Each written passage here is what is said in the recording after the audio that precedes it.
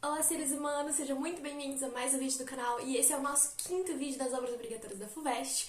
E olha, os nossos próximos 2, 3 vídeos serão sobre poemas, então se você tem uma dificuldade com poemas, com todo esse palavreado diferenciado, vem aqui, senta comigo, fica calmo, que a gente vai desvendar esses livros tão incríveis. E para começar, nosso primeiro livro de poemas e de poesias é Poemas Escolhidos de Gregório de Matos. Olha, é um livro que dá muito o que falar, é um escritor que dá muito o que falar. Nós temos muita coisa para comentar sobre Gregório de Matos, sobre seus poemas. Então, vamos lá e vamos começar. E não se esqueça que os outros 4 vídeos vão estar aqui no card aqui de cima. Mas antes da gente falar sobre a obra do Gregório, sobre a escrita dele, eu queria deixar bem claro que por mais que foi um texto escrito lá no século XVII, é muito complicado pra gente ler, porque as palavras a gente não conhece, são coisas totalmente diferentes do nosso cotidiano, você não vê ninguém falando as palavras que ele fala. É um mundo completamente diferente, você pode achar muitos empecilhos para conseguir ler essa obra. Mas eu queria dizer para você não desistir, para tentar ir lendo. Nesse livro Poemas Escolhidos mesmo, no rodapé, o editor ele sempre deixou ali o significado das palavras, deu uma explicada, então pode ser que fique fácil. No começo vai ser bem complicado você ler, você vai ter que ficar olhando os significados, vai ter que voltar a ler de novo pra ver se você entende. Mas da metade do livro pra frente vai muito mais fácil, porque você pega o jeito com a coisa. Então assim, não desiste. E é uma aventura você ler uma obra assim, porque é alguma coisa que você não tá acostumado, é um mundo totalmente diferente. Dá pra você imaginar vivendo lá, porque ele descreve a Bahia, descreve os cenários, descreve as pessoas. Enfim, é uma aventura tanto, então não desistam e tentem ler um pouquinho pelo menos esse livro. Se você passar por essas barreiras das palavras difíceis, da forma que é escrita diferente, você vai aproveitar muito. Agora vamos lá. Gregório de Matos. Esse escritor ele é muito importante porque ele é considerado o nosso primeiro autor genuinamente brasileiro, nosso primeiro escritor. As poesias dele, a obra dele é considerada a primeira obra genuinamente brasileira. Nós vamos entender isso depois quando a gente for falar um pouquinho de escola literária, mas primeiro o que eu preciso que vocês entendam é que nós estamos falando do século XVII, um Brasil totalmente colonial, nós estamos falando da Bahia. Já entrando nesse contexto, vamos lá, contexto histórico, do que se trata, o que acontecia, quem foi Gregório de Matos, enfim, vamos lá. Como eu disse, nós estamos falando do século XVII, mais precisamente 1636 foi quando Gregório de Matos nasceu no Recôncavo Baiano, na Bahia, em Salvador. Naquela época, Salvador era a capital do Brasil, justamente pelo ciclo do açúcar. O ciclo do açúcar era a principal exportação brasileira, era o que mantinha a economia brasileira da época. Toda aquela plantation de monocultura, de escravidão, de exportação, era o que mantinha a economia brasileira na época colônia de Portugal. E o Gregório de Matos, ele era filho de grandes nobres portugueses. A família dele tinha muito dinheiro e ele era um fidalgo português. Nesse meio de ciclo do açúcar, nós temos uma desigualdade social extremamente aparente, principalmente entre portugueses, entre brasileiros, entre indígenas que vinham para cá. Nem precisamos falar dos escravos, mas toda essa desigualdade social, o ciclo do açúcar, acabou propiciando para uma crise econômica, porque o Brasil ele só exportava açúcar, não só exportava açúcar, mas o que principalmente dava, que gerava a economia do país, era o açúcar. Então, quando as Antilhas começaram a produzir um açúcar também muito bom, o comércio português começou a cair muito e as exportações começaram a cair.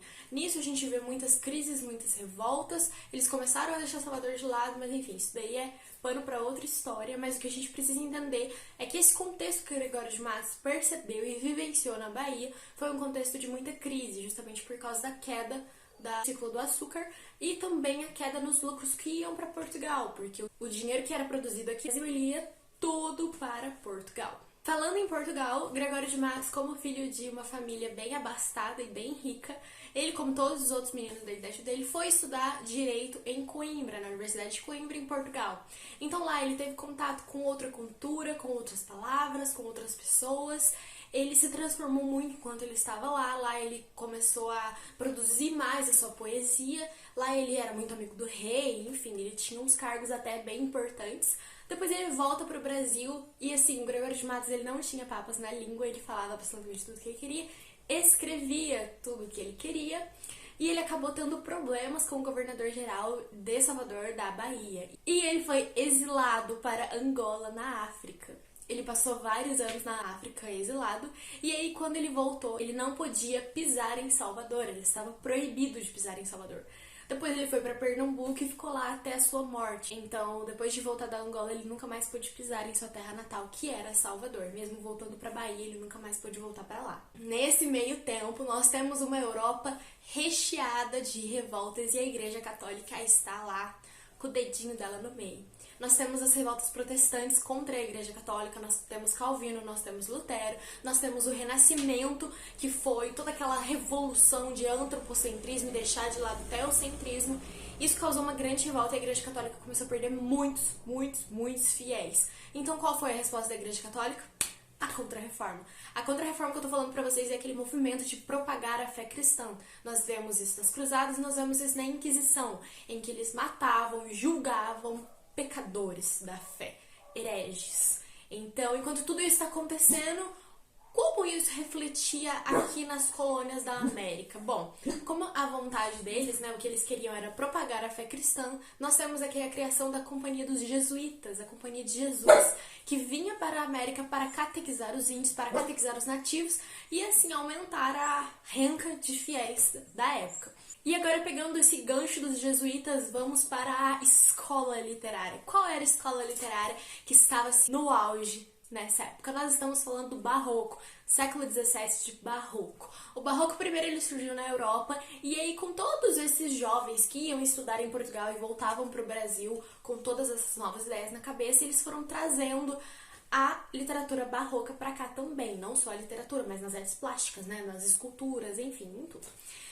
E por que o Barroco é considerada a primeira escola literária brasileira? Porque o Barroco, ele foi escrito por brasileiros. Foi a primeira vez que os brasileiros aqui mesmo escreviam. Antes do Barroco, nós tínhamos o Quinhentismo, que é uma escola literária que muitos não consideram como uma escola literária, mas as obras escritas eram mais de notícias, eram cartas descrevendo o Brasil para mandar para o rei, ou falando como que estava acontecendo aqui, ou também tinha dos padres, que eles simplesmente escreviam como que estava sendo a catequização dos índios, enfim, não era mais meio uma literatura. Então o Barroco foi a primeira escola literária mesmo brasileira, genuinamente brasileira, porque os brasileiros estavam escrevendo sobre o Brasil para o Brasil, e não para enviar para Portugal.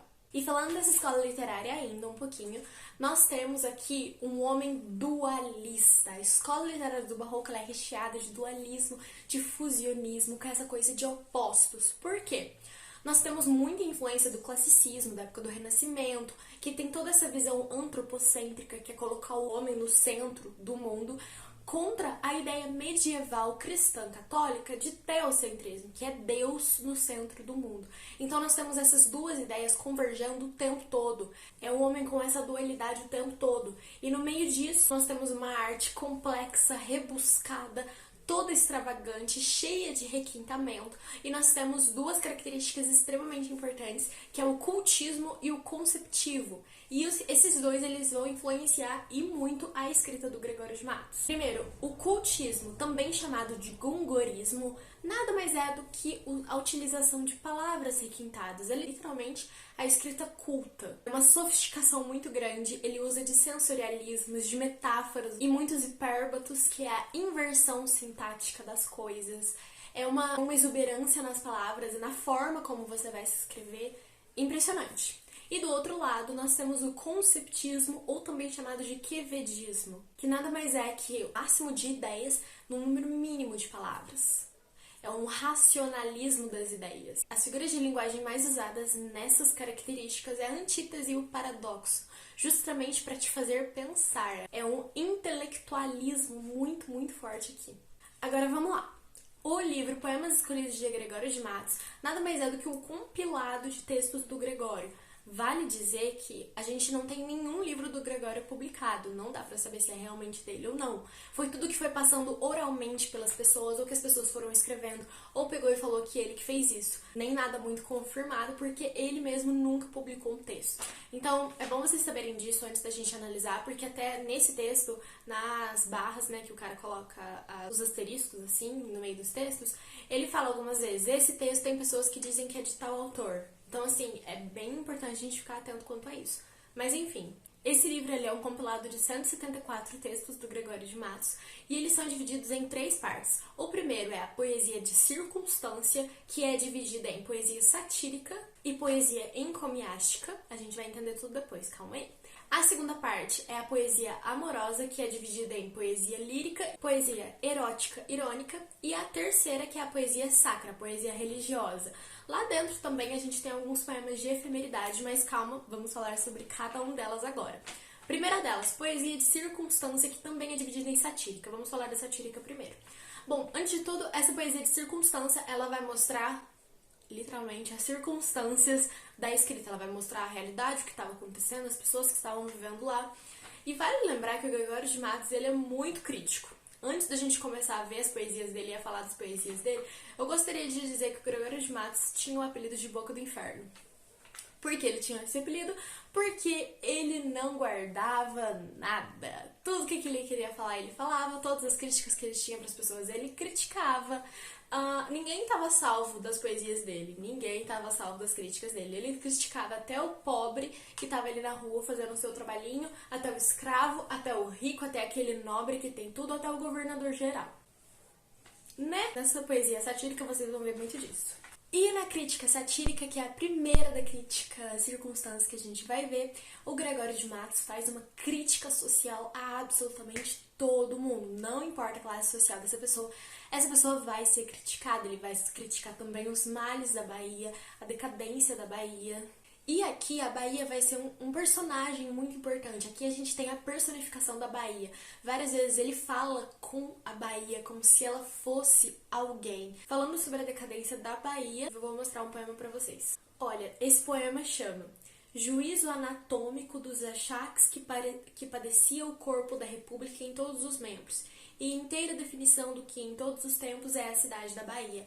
Esses títulos longos são bem típicos aqui desse texto, porque o autor desse texto, quem foi que juntou todos esses poemas, ele decidiu colocar esses títulos bem longos para meio que fazer um resuminho do que vinha tratar o texto. São chamados de didascálias, pode aparecer no seu vestibular, né, na FUVEST, mas vamos lá.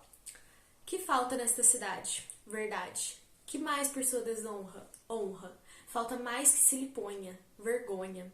O demo a viver se exponha. Por mais que a fama a exalta, numa cidade onde falta verdade, honra, vergonha. Aqui ele deixa bem clara essa decadência moral da Bahia. O Gregório de Matos, por mais que ele tenha todo essa coisa de criticar todo mundo, ele é uma pessoa que cultua muito os valores e os bons costumes, assim, por mais que ele não vá, né, de acordo com todos eles, ele fala dessa decadência moral que as pessoas não seguem mais. Além desse tema de decadência moral, decadência física, decadência econômica da Bahia, nós também temos a incorporação de vários vocábulos indígenas. Gregório de Matos, como alguém daquela época, como alguém branco e rico daquela época, ele tem um preconceito enorme com os indígenas, com as indígenas, com todas as pessoas pretas, com os mulatos, com os mestiços, e a gente vê isso e ele utiliza dessa ironia e dessa satírica, utilizando bem os vocábulos indígenas para falar mal deles. Além disso, para ilustrar essa decadência moral e econômica, eu vou trazer outro poema para vocês. O soneto se chama A Cidade da Bahia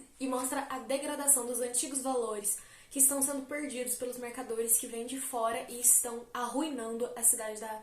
Ele coloca a Bahia como se fosse uma cidade, mas a Bahia, Salvador. Triste Bahia, ó quão dessemelhante, estás e estou do nosso antigo estado. Pobre te vejo a ti, tu a mim empenhado, rica te vejo eu já, tu a mim abundante. A ti trocou-te a máquina mercante, que em tua larga barra tem entrado. A mim foi me trocando e tem trocado, tanto negócio e tanto negociante. Deixe em dar tanto açúcar excelente pelas drogas inúteis, que abelhuda, simples aceitas do sagaz brichote. Ó, se quisera Deus que de repente um dia amanheceras tão sisuda que fora de algodão o teu capote. Aqui ele tá falando desse passado distante em que era tudo simples, que era tudo puro, que era tudo belo, e que agora a Bahia tá simplesmente sendo comprada, tá sendo invadida por mercadores externos. Ele fala bem tanto dessa decadência moral quanto dessa decadência econômica, quão impura a Bahia tá ficando, quão a Bahia não tá sendo a mesma que ele conhecia. Agora, um dos temas mais engraçados e que eu amei ler sobre isso é a parte em que ele critica o clero. Sim, como eu falei pra vocês, o Gregório de Matos não guarda papas na língua e ele vai criticar absolutamente todo mundo. E ele também critica o clero, então vamos ver um poema em que ele satiriza o clero, os padres, os clérigos, tudo, tudo, tudo, tudo. O título desse poema é Ao Padre Lourenço Ribeiro, homem pardo que foi vigário da freguesia da Passé. Imaginais que o insensato do Canzarrão fala tanto, porque sabe tanto ou quanto. Não, senão por ser mulato, ter sangue de carrapato, ter estoraque de Congo, cheirar-lhe a roupa mondongo. É cifra de perfeição, milagres do Brasil são. Aqui, além dele criticar um padre, ele critica também a cor do padre, porque ele diz que a cor é como se fosse imunda.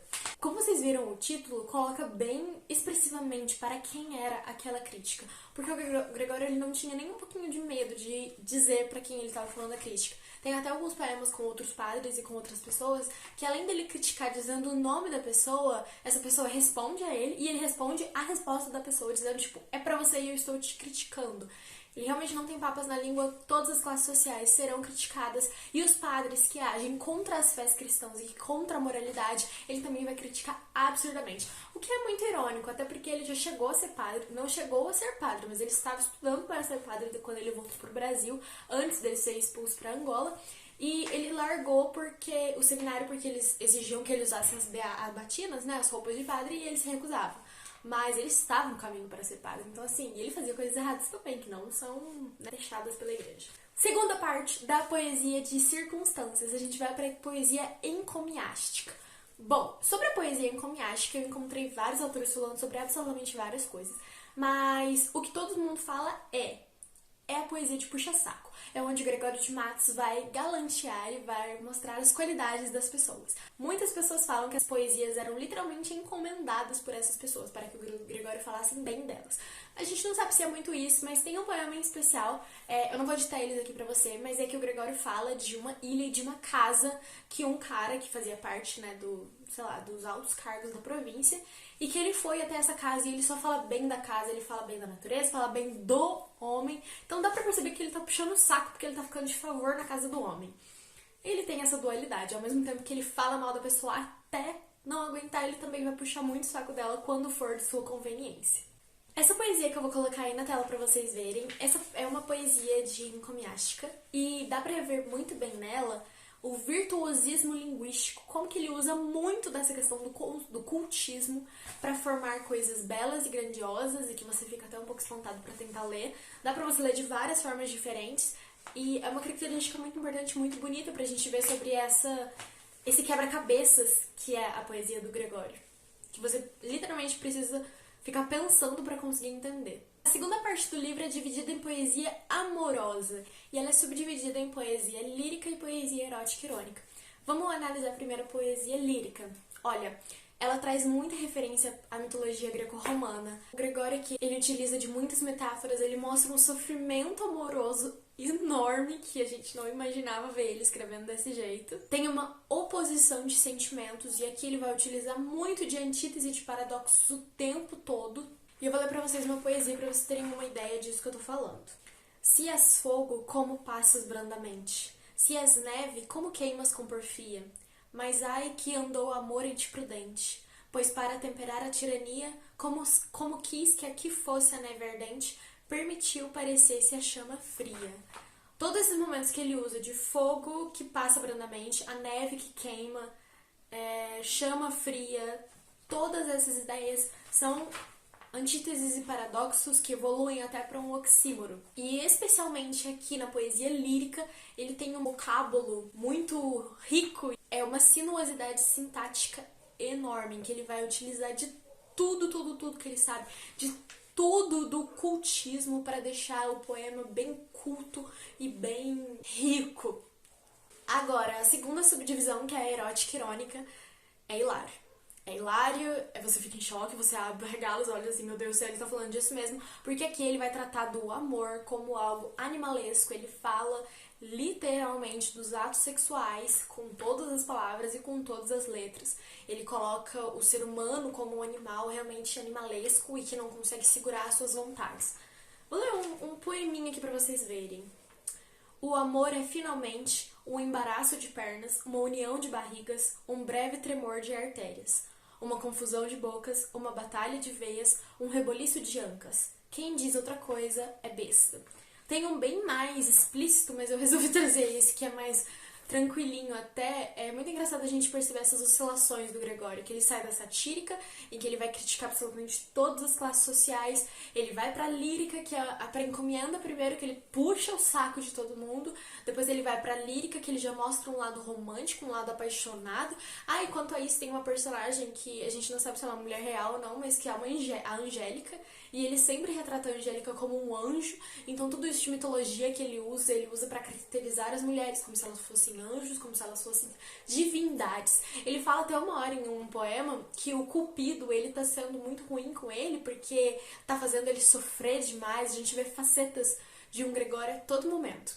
Mas enfim, agora vamos para a nossa terceira divisão do livro, que é a poesia sacra, ou poesia religiosa. Agora vocês devem estar me perguntando, nossa, mas o cara fala mal de todo mundo. Ele fala muitos palavrões, se você for ler o livro, ou se você tenha lido, ou se você não leu e não tem nem ideia de como é, ele fala palavrão o livro inteiro. Ele fala palavras realmente de baixo escalão pra falar com basicamente qualquer pessoa. Ele fala palavrão pra falar com outra pessoa, pra caracterizar outra pessoa. Então, assim, é meio complicado. E aí agora o cara vem falar de religiosidade. Aqui na poesia sacra é muito importante vocês lembrarem que nós estamos ele estava no período da Contra-Revolução, então a Igreja Católica estava com tudo para espalhar a fé cristã e trazer mais seguidores. Então, assim, vocês devem imaginar o que está acontecendo aqui, como que é a posição do Gregório. Ele se coloca como alguém que pecou muito e que agora está pedindo perdão para Deus. Ele se coloca como alguém devota, alguém que, tipo, tá à beira da morte e quer pedir perdão para poder ir pro céu. Não vá pensando que o Gregório aqui, a gente acha que ele totalmente se arrependeu e que ele é um anjo, que ele tá de braços abertos para Deus. Não. Ele quer ganhar alguma coisa com isso também, como ele sempre fez na vida dele. Aqui, vou ler um poema pra vocês como mostra esse arrependimento dele, essa busca do perdão, essa clamação divina por Deus. Olha. Muito grande é vosso amor e o meu delito, porém pode ter fim todo o pecar, e não o vosso amor que é infinito. Esta razão me obriga a confiar que por mais que pequei neste conflito, espero em vosso amor de me salvar. E o nome do poema é A Cristo Nosso Senhor Crucificado, estando o poeta nas últimas horas de sua vida. Ou seja, ele está pedindo, pelo amor de Deus, me leva para o céu. Vocês viram que ele fala que por mais que eu pequei, o seu amor é grande demais, você hei de me salvar, porque eu sou filho de Deus também. Então, assim, ele meio que faz um joguinho com Cristo e fala, poxa, me salva, né? Sacanagem isso. Ele utiliza de palavras também, ele usa essas coisas do ocultismo e do conceptismo para fazer esse jogo de ideias, esse jogo de palavras. Percebem que isso aqui vai acompanhar ele durante todos os poemas. E agora, a poesia religiosa sacra, além dela falar de todo esse arrependimento e de toda essa busca por redenção, ela também fala da efemeridade da vida. Essa é uma característica não só do Gregório, mas também do Barroco, que é tratar como a vida está passando tão rápido e eles não estão conseguindo aproveitar a vida. Eu vou ler só um trechinho de um poema aqui que chama Maria dos Povos, Sua Futura Esposa, em que ele tá falando pra ela como a vida é muito rápida e eles não estão conseguindo aproveitar a vida. Goza, goza da flor da mocidade, que o tempo trata a toda ligeira e imprime em toda a flor sua pisada. Ó, não aguardes que a maduridade te converta essa flor, essa beleza, em terra, em cinza, em pó, em sombra, em nada. Além da gente ver como ele tá tratando da vida como se fosse algo efêmero e que acaba num piscar de olhos e a gente nem consegue ver, dá pra gente perceber também a gradação, que é uma figura de linguagem que vai indo gradativamente até alguma coisa, tanto do maior para o menor quanto do menor para o maior. E agora, depois de ter visto todos esses poemas, ter visto características do Gregório, ter visto várias coisas sobre ele, vamos falar um pouquinho sobre a escrita em si. É uma escrita gregoriana e única. O texto dele parece um quebra-cabeça, você tem que pensar, você tem que analisar cada ponto, cada vírgula para conseguir captar bem o que ele está falando. E ele utiliza muito de figuras de linguagem, é uma característica do barroco em si. Uma delas é a metalinguagem, que é falar quando se está escrevendo. Tem vários poemas que ele fala, eu aqui escrevendo esses quartetos, enfim, as características, né, dos sonetos e dos poemas, que ele fala como se está escrevendo. Ele utiliza muito da metáfora, que é a comparação sem a palavra como, é aquela, você é uma flor e não você é como uma flor, entendem? E aqui tem uma figura de linguagem muito importante que eu quero guardar na cabeça de vocês, que é a anadiplose. Anadiplose nada mais é que pegar a última palavra da frase e colocar no começo da próxima. Vou mostrar pra vocês. Ofendi-vos, meu Deus, é bem verdade. É verdade, Senhor, que hei delinquido. Delinquido vos tenho e ofendido. Ofendido vos tem minha maldade. Maldade que encaminha a vaidade. Vaidade que todo me há vencido. Vencido quero ver-me arrependido. Arrependido a tanta enormidade. O poema chama A Jesus Cristo Meu Senhor e dá pra vocês perceberem. É bem verdade e o começo da próxima frase é verdade. A outra termina com delinquido, o começo da próxima é delinquido. Essa figura de linguagem chama anadiplose, trata bem dessa característica do cultismo em tentar se utilizar, jogar as palavras de uma forma mais bela e que deixe as coisas mais bonitas de se ver, mais sonoras. A antítese e o paradoxo também são muito usados aqui, muitas vezes eles evoluem para um oxímoro. A antítese é a convergência entre as ideias, como fogo e frio, só que o paradoxo já é quando você fala que a chama congela, porque é impossível a chama congelar, entende? E aí dessa evolução, quando são uma ideia complexa, toda oposta, a gente evolui para um oxímoro. A gente também tem o hipérbato, que é a inversão sintática, em vez de ser na ordem direta, ele muda. Então essas figuras de linguagens é bem importante vocês ficarem de olho, porque é muito provável de cair alguma coisa sobre isso, já que todas as poesias do Gregório de Matos tratam de alguma coisa assim. Bom, é isso, eu espero muito que vocês tenham gostado. Essa é uma obra bem completa e bem complexa. Gregório de Matos não foi um autor fácil, mas eu espero muito que vocês tenham entendido um pouquinho, pelo menos. Comentem nos comentários se você já leu o livro do Gregório ou se você tem vontade de ler algum livro. Se tiverem qualquer dúvida, pode mandar também. Espero muito que tenham curtido. Um beijo e até a próxima!